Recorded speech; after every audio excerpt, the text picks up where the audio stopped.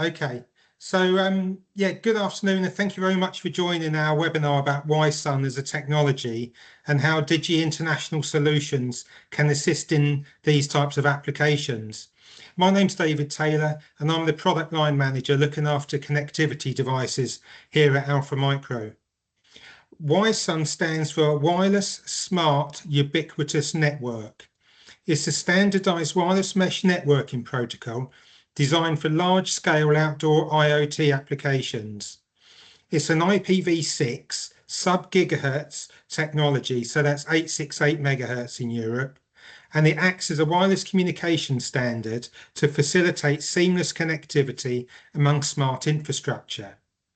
It's built on the IEEE 802.15.4G standard, and Wi-SUN technology enables the interoperability between multi-service networks that can connect millions of devices across smart cities, utilities, and industrial applications with exceptional reliability and scalability. As well as taking a look at the overview and capabilities of this technology, today's session will also include what Digi International Wi-SUN solutions are available so that designers can evaluate this technology in a system and potentially adopt it in an application and get to market relatively quickly. Alpha Micro are part of the Stellial group of companies. We offer pan-European electronic solutions with offices in over 15 countries and links to Far East manufacturing via our Hong Kong office.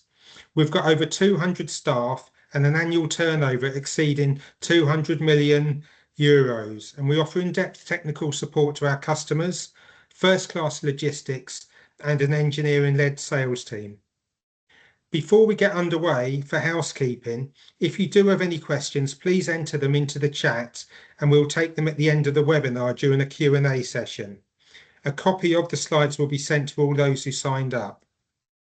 I would now like to hand over to Joe Hill from the Digi product team, who will take you through the next part of the Wi-SUN presentation. Over to you. Thanks, Joe. Thanks, David. Appreciate the introduction. So hopefully everyone can see my screen and I'll just quickly jump into the agenda. So as David mentioned, we're going to run through the Wi-SUN solution, what it is from end-to-end solution. So the XB devices, the gateway element, which is termed a border router or border router in Wi-SUN speak. Also, in any end-to-end solution, we need to go from node to gateway to cloud. So we'll talk about our remote management platform, Digi Remote Manager, as well as some of the common and maybe not so common use cases that Wi-SUN has already been deployed in. And then, of course, being able to stitch this together with comprehensive tools and documentation, we'll run through that. We'd also look at the competitive advantage of our solutions against other vendors. And typically, that is an end-to-end solution that many vendors can't offer. They can maybe offer a piece of the puzzle, but maybe not the full solution, and the value of that solution, as well as some of the online and documentation resources as well. So what is Wi-SUN? So it's the first complete end-to-end solution for smart mesh connectivity. So Digi has got a long relationship with Silicon Labs, and we've partnered with those guys to basically offer the first fully integrated ecosystem for the Wi-SUN standard. So from a high-level view, there's sort of four key pillars that I just want to quickly jump into. One is the opportunity. We're moving beyond proprietary standards, especially if anyone's looked at sub-gigahertz networks in the past. You would typically choose a sub-gigahertz network for sort of range. Typically at 2.4 gigahertz, there's a number of there's a number of open standards that don't lend themselves or have the opportunity to support sub-gigahertz technology. So having an open standard that supports not only self-forming but self-healing and multi-vendor networks that can be useful for spanning not only local areas but wider areas, and we'll come across the term field area network shortly as well. As David mentioned also, this is a full IPv6 technology. but we got that superior range and penetration with the sub-gigahertz frequency support. We'll also look at some of the additional modulation techniques, typically over and above what we see at 868 today, which is FSK with OFDM. And then the validation. So Wi-SUN may be new to some of you, but this is a protocol and a standard that's been in existence for in excess of 10 years, and there's already 100 million devices deployed globally. And we'll look at some of those use cases and deployments shortly as well. And then the full solution. So not only the modules, the gateway to deploy those modules in the field area network, and then also the remote management piece to remotely manage and maintain those devices once deployed as well. Because traditionally in a star network, you've got a single point of failure, so you can get assets or your fleet, devices could be stranded without connectivity. There's no single point of failure with Wi-SUN because it's a self-healing mesh. So you can basically, if you look at the graphic on the right-hand side, even if one of the links goes down between the nodes, there's alternative routes that can be basically automatically reroute the data across the network to get that from end to end. It operates in unlicensed band, so we can get even in a city type installation, we can get significant range up to half a mile, maybe nearly towards a kilometer. And this is certainly something more superior than what we could see typically at 2.4 gigahertz. Another key aspect of this IPv6 addressing is being able to remotely connect devices into existing enterprise and IT systems. So people are probably already familiar with Wi-Fi, Ethernet, and that may be already deployed in a wired form, but adding this wireless capability can extend networks capability. And then we talk about interoperability. It's an open standard that's governed by the Wi-SUN Alliance, but we're also supporting, or the Alliance is supporting compatibility with management protocols like CSMP from Cisco, and maybe some of the metering field area network implementations from the metering guys like Landis and Gear as well. We talked about some of the deployments at scale, and we'll go into a little bit more detail of these in a moment. The City of London, we've got 15,000 streetlights. And this is deployed as what's known as a canopy. So there's a number of local networks that are integrated into the larger field area network. So not only controlling the streetlights, but using that infrastructure and availability to maybe also add in things like air quality and traffic monitoring. So it's a truly scalable mesh implementation. We see both in Miami and Paris, the connecting streetlights, also metering capabilities as well. We have in Tokyo, so that's in excess of 29 million meters, processing significant number of data packets a day and receiving data from utility metering and monitoring. Here are some of the sort of key target markets. These are certainly not exclusive, but if you think about deploying a mesh at scale, then smart city is an obvious opportunity, but we're seeing it opening up because of the sort of penetration in the range. It could be anything from things like renewable energy. So you see solar farms at the side of the road where you've got many panels that maybe the data needs to be aggregated through a gateway element back to the cloud, or even multi-instance EV charging stations where you've got maybe 10, 20, 30 charging stations connected, or maybe even citywide where you've got many more. Some of the more emerging target markets are things like agriculture, so looking at wide area agriculture monitoring, so environmental sensing, looking at things like water levels and the like, even these large greenhouses that we have both in the UK and over in Holland and the like, looking at sort of monitoring, maintaining the right conditions for growing goods as well. And then industrial. This is sort of quite wide and varied, but it could be anything from things like tank level monitoring or even things like energy monitoring across, a large industrial site as well. So we mentioned a complete integrated solution. So The XB devices have been in the market by Digi since 2008, and we've now got our 19th protocol in a form factor compatible solution. You can see on this diagram here, we've got our micro mount, through hole and surface mount devices. So even customers who are using older technology like Zigbee or even our standard DigiMesh sub-gigahertz can actually replace the module with a Wi-SUN solution. And we've got the same connectivity and pinouts there as well. So it's a pure plug and play or migratory path as well. Then deploying at scale, not only do the XB devices have some edge intelligence, but there's also edge intelligence or intelligence, sorry, on the gateway element, so it can make some decisions before sending data to and from the network, the remote management platform. And then the remote management platform allows you to basically manage these deployed devices at scale, and you can link into sort of enterprise backends, things like AWS and Azure, or whether it's your own backend database or solution as well. Here we go into a little bit more detail. We talked about the form factors, sub-gigahertz connectivity.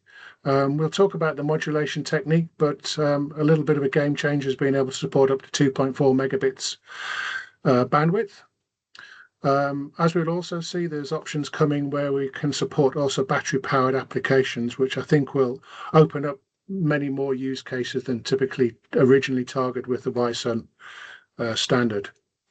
We mentioned the edge logic processing, so we can very simply, with MicroPython scripting, run some edge logic on the device. And we also mentioned the management protocols with OpenCSMP from Cisco and the like as well. We've pre-certified our devices against with the Wi-SUN Alliance. This is something that you can do as well. It's optional, but if you want to interoperate with devices, third-party devices, then this is something that you can look into as well. We've also got the border router or the gateway element. What we're saying here is 300 plus nodes. This can scale significantly higher. It really just depends on the amount of data and the breadth of the network, and we can talk about that in a moment as well. The gateway element and the wide area piece also allows you to connect over Ethernet, Wi-Fi, or cellular, and actually has failover between those three connectivity standards to ensure that you can get data in and out of the network. As Wi-SUN is an IPv6 based protocol, there's actually IPv6 to IPv4 address translation, because although everyone talks about IPv6, there are still some networks only supporting IPv4 today. And to give more compute capability on the gateway element, there's also support for containers, so micro applications that can run effectively sandbox distinctly away from the RF protocol side as well. And then in the remote management piece, we've got the cloud-based configuration and management piece, because we understand what's connected through the border router and the end devices. But also, as you scale, it can be somewhat of a headache to ensure that devices are fully up to date, especially if there's maybe critical vulnerabilities that are shown, that we can push over the air updates and manage devices remotely without having someone to go and take basically a trip in a van to connect locally to a unit and update it as well. And one thing is security. So security is key end-to-end. So certificate management, not only on the XB device, the gateway, but also on the cloud instance as well. So this is in very simplistic form. We've got the low function or the leaf nodes on the left-hand side. They connect to a full-featured node which has some routing capability via the border router to the remote management platform. We talked about full function nodes and leaf nodes. So as we mentioned right at the get-go, we're supporting these solutions on Silicon Labs FlexGecko 2.5 and 2.8 series. So the first device that we've launched is the full function node. So that actually has full routing capability. So when we talk about full mesh networking support, we can do that with a full function node. You may have noticed from our previous diagram that the leaf node devices were actually just connected into a routing element and not actually routing it ported themselves, which is something a leaf node can't do. It can't necessarily route data. But the advantages of those leaf nodes is that they can support battery-powered applications. And if we look for maybe remotely deployed assets sending telemetry data, they can support up to 10 or if not more years of battery life as well. One restriction on the leaf node is it's limited to the FSK modulation technique, so up to 300 kilobits per second, and this is selectable, also depending on jurisdiction. But with this OFDM modulation technique, we can, in theoretically go up to 2.4 megabits per second, which opens up new use cases, sending maybe short video clips or more expansive data from a node. Now, I would check this by saying 2.4 megabits per second is theoretical. We're typically looking at maybe up to a megabit per second, depending on the deployment and the terrain and the like as well. All of our modules are pre-certified for the main jurisdictions, and we're adding to these all the time. And we mentioned the different form factors as well. We have options not only for coaxial connectors like UFL, but also RF pad and even chip antenna options on the devices as well. A little bit more about the XB devices. As well as the form factors, we have different devices for different jurisdictions, and they have somewhat different limitations in terms of transmit power options. So in North America, we can go a little bit higher, up to 80 milliwatts. Typically, we're looking at 20 to 25 milliwatts in UK and Europe. So we've got a 13 dBm device here. Not only 868 for EU, but also one of our first deployments we did with Digi was a utility metering company in India. So we're supporting the 865 band there, as well as also Japan with 920 as well.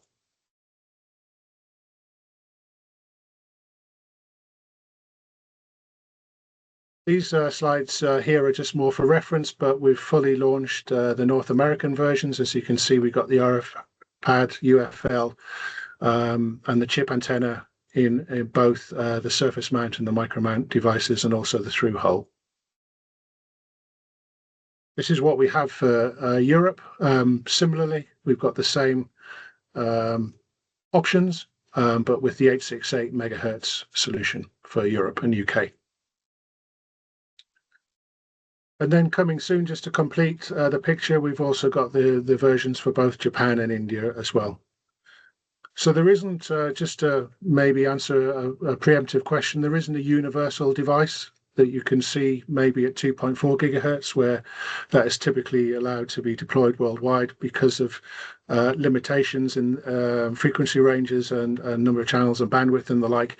We have distinct devices here, but they can cover effectively country or continent-wise, so maybe not too much of an issue. Even though we're just launching the Wi-SUN solution, some of the areas that we're adding capability to, we're adding a higher power version for North America, where we can blast up to 1 watt, which you can get significantly enhanced range compared to Europe and UK. Also adding features and capabilities in terms of the management protocol support, as well as now adding the leaf node support, which will come in the next quarter solution as well. And also the protocol, this field area network specification continues to grow and add more features and capability as the protocol evolves as well. To aid customers in appraisal, we've put together a development kit, and these kits are coming into Alpha Micro as we speak, so should be available in the next few weeks. The whole idea of these kits is you get everything that you can fully appraise an end-to-end solution. So you get the border router with all the antennas and cables. We have the full function nodes initially in the kit with the development boards. These development boards have underneath the devices have a temperature and humidity sensor, so you can get some real-time data back over through the border router to the cloud instance. We also give you a cloud trial account that's linked to the development kit, full documentation and tool support, and once you're registered, you can get technical support on the kit as well. Just as an aside, Our Wi-SUN border routers also include, for the topmost SKU, also cellular connectivity, although we have options with Ethernet and Wi-Fi if cellular is not necessarily required. We have something called our Global Connect SIM, so it's a pre-inserted SIM that supports up to 100 megabytes of cellular data. It's a global roaming SIM. And again, this is to allow you to seamlessly appraise the solution end to end. And of course, if you take the solution forward, then you can sign up for our SIM services as well. These are the development kits. So we've got the North American, Europe ones now routing into the distribution channel, so they should be available very soon. If we just look at the border router a little further, what we did with our gateway solutions is we've basically re-engineered these devices to be a modular solution. So it's a cost-effective solution that can support many nodes. It's got full integration for a remote management platform. And with our OEM business unit, we're actually using one of our embedded SOMs. So it's one of the STM32MP1 SOMs that we see here in the center. So that's providing all the routing capability, all the software. It's running the Digi accelerated Linux platform that allows all of the security piece, certification, and external connectivity. You'll see on the right-hand side socket, we've got one of the Wi-SUN devices populated there. On the left-hand side, we've got the optional cellular connectivity slot as well. So we do have options for Cat-M, NB-IoT, Cat1 and Cat4. Our SOM solution also supports Wi-Fi, which we mentioned, but also Bluetooth for things like local commissioning and setup as well.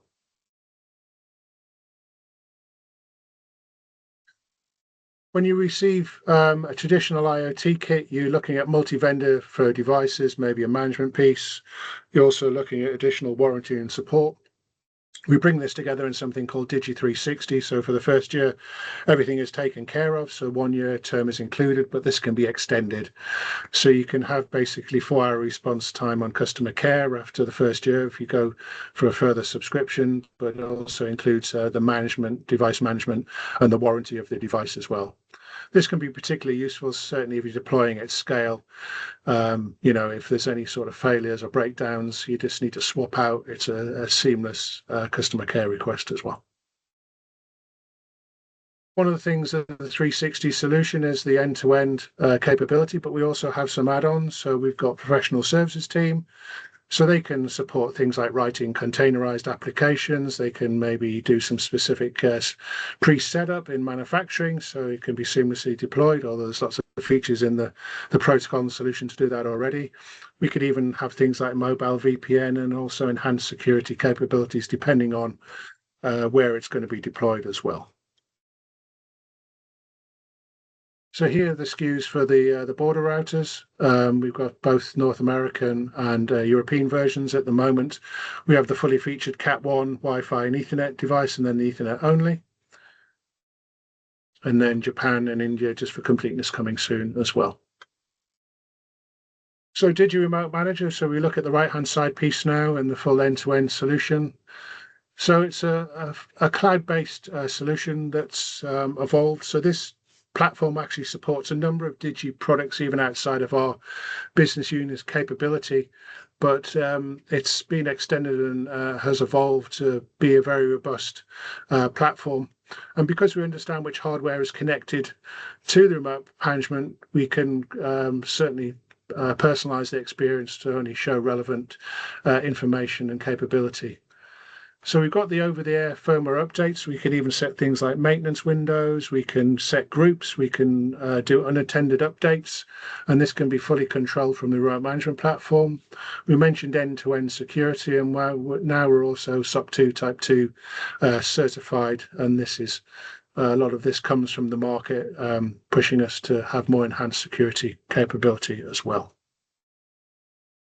If we look a little bit further into Digi Remote Manager, not only providing the centralized control and management, but also the edge intelligence and being able to support those day-to-day requirements that you need. So you've got the single pane of glass to support, from tens to hundreds of devices to many thousands of devices. One of the use cases that we use with Digi Remote Manager on a separate business unit is we, for example, have our Digi Remote Manager cellular platform connected over to 30,000 instances in New York Department of Transport, supporting all of their streetlight infrastructure. So we can certainly show scaled implementations as well. We've got a very rich API set for third-party integrations, and we can, as we mentioned, not only support things like mass firmware and software updates, but also we can set alarms and alerts to look at things like device health and connectivity monitoring as well.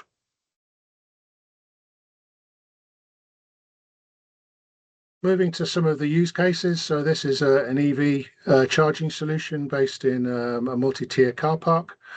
If we think about the sub-gigahertz nature, we're getting the penetration through maybe the concrete floors and ceilings to get data to and from the border router solution. That data can then pass over to the internet via the LTE cellular network.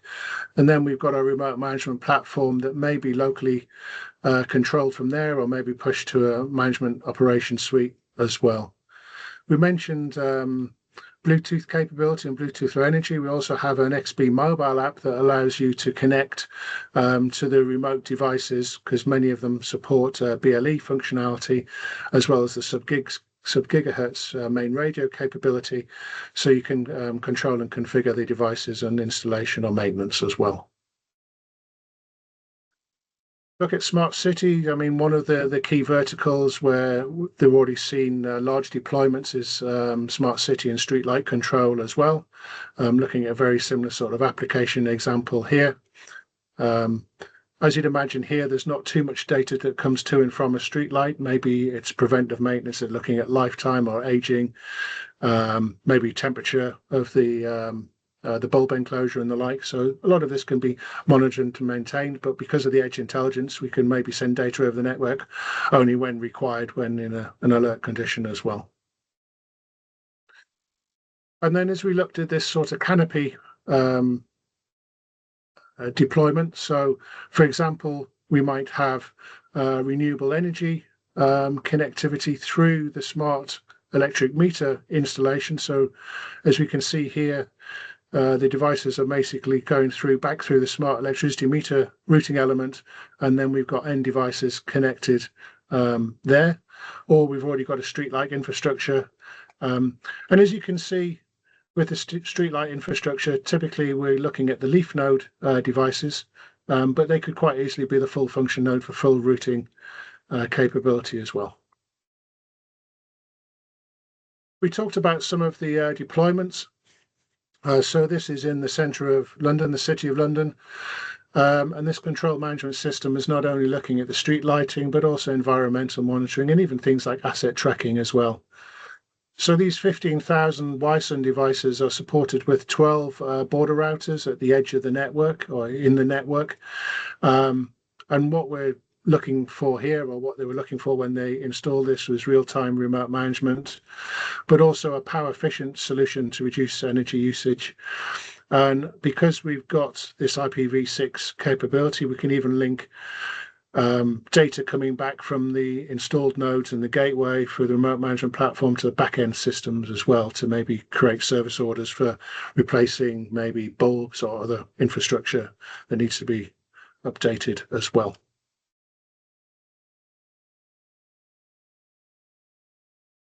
These are two installations in Paris and Miami. So in Paris is 280,000 streetlights connected, and significant savings on the annual cost. Not only installation, ease of installation, but ongoing maintenance as well. And then in Florida, they've got 5 million meters connected, but in the same overarching canopy, they've got 500,000 connected lights as well. And this canopy can use for other IoT sensors. So, it could be parking or traffic. It could be even things like bus timetable information being pushed to the bus stop locally as well. There's many extra or additional networks that can be supported. So we'll jump into the tools.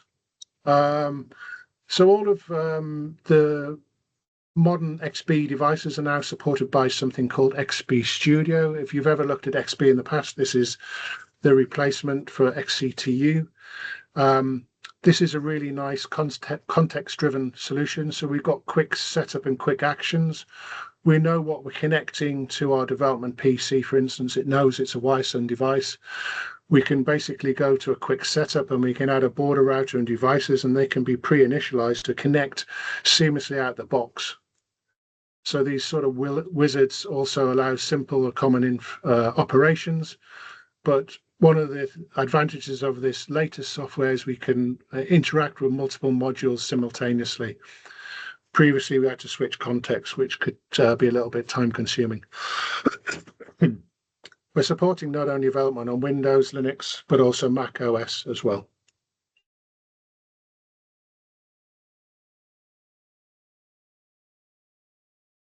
So we look at the total cost of ownership.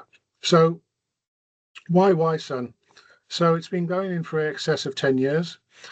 It's based on this 802.15.4G standard. So there's enhancements to both the Mac and the Phi for things like the OFDM signaling and also enhanced security. So people say, why didn't you use one of your existing FlexGecko devices you use elsewhere for your 868 DigiMesh solution, which is another protocol supported by Digi? Well, the enhanced enhanced security and larger stack necessitated a change to a newer device. We mentioned self-forming and self-healing. We've got 100 million devices deployed. But of course, as we move forward, supporting things like the Cyber Resilience Act and PSTI and the later incarnations in the UK, strong inbuilt enterprise security is a must. And the certificate-based node authentication means that only devices that carry either the Digi or your specific certificate can join that network. And then this IPv6 connectivity to seamlessly integrate into IT infrastructures as well. And then use cases across industries. So if we're looking at higher performance and low latency, or maybe battery-powered capability, they're all coming to the solution as well. So Digi have sold in excess of 25 million XB devices to date, and we can see some of the other protocols that we're already supporting today. We mentioned some of the key advantages of the Digi solution, the pin compatibility, the pre-certification, not only locally but globally, also connecting to Digi Remote Manager, our private cloud instances, as well as our Trust Fund security framework as well. But of course, some customers may want to integrate this into existing infrastructure. So we've got APIs and libraries that we can support in things like C, C++, Java, and Python and the like. We've also got integrations with open source tool platforms like PyCharm, IDE as well. Also reference design capability too. We've talked about much of this, but this just pictorially just shows you the Wi-SUN devices connecting into the border router element, and then either to third-party clouds through Digi Remote Manager or directly to Digi Remote Manager as well. Notwithstanding, those border router devices can connect up Ethernet, cellular, or Wi-Fi, as we're showing here as well. We do within Digi have a wireless design services team that actually take on both embedded and RF-based development. So we could work from things like driver and container development to full turnkey solutions. One thing you may have noticed, for example, with our border router, we offer both a plastic enclosure and then we'll soon offer a PCB-only version. We could even develop a higher IP rated solution than the commercial enclosure for maybe your more demanding installation requirements as well. Many customers look at us to maybe take care of end product certification, certainly from the node side where you're using the pre-certified module, but you still need to certify the end product. We can look at that as well as maybe even turnkey manufacturing as well.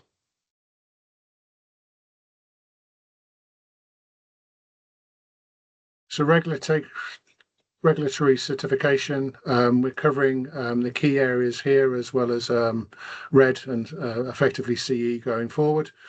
But we can do a lot of different testing as required by your sort of test plan and the like. So this is something that we can take care of, or we can work with a nominated test house, and we can provide test software and test reports under NDA to your nominated test house as well. Here are some of the resources that we have. So we've now got a full landing page. We've also got links here to the Wi-SUN Alliance, so you can understand some of the certification requirements.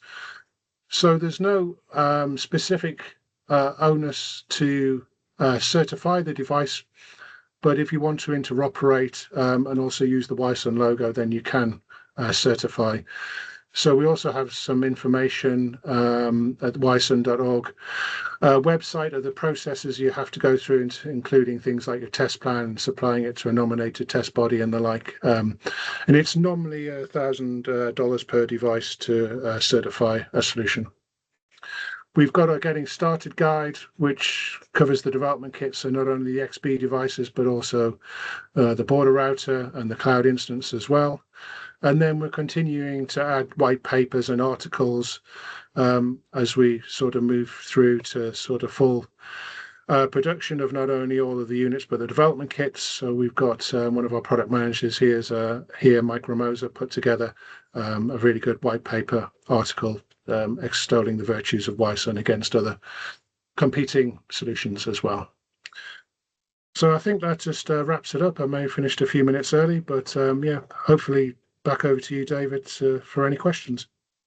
Thank you very much, Joe. No, that was a really useful presentation, so really appreciate that. So just on any questions, yeah, if anybody has got any, yeah, please feel free to put them in the chat. I've received one on email for you, Joe, which is about the gateways. When you put them in, say, a basement or somewhere like that, I see the antennas that come out the box are kind of your 90-degree stub type antennas. Do you have provision for external antennas, bracket mount antennas, that sort of thing? Yeah, so it's not something that Digi are offering, but we can certainly give you some guidance on third-party antennas, and I'm sure Alpha Micro can support you there as well. So, please reach out to us. But we do have many customers, both on these border router and our more generic gateway solutions, that are looking for an alternative antenna arrangement, so we can share specifications. And if you've got a similar gain and radiation pattern, then it's fairly trivial to get those certified for use in your end application and deployment. Okay, thank you.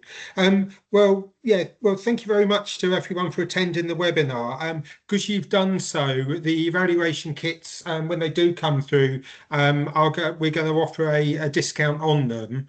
So if you do have any a requirement to get hold of one, please can you drop us a line, either sales@alphamicro.net or your business development manager or myself. We'll be very happy to help. Likewise, if you get any other questions on Wi-SUN or any other wireless technology where you think we can assist, then please contact Alpha Micro. Again, the same email addresses.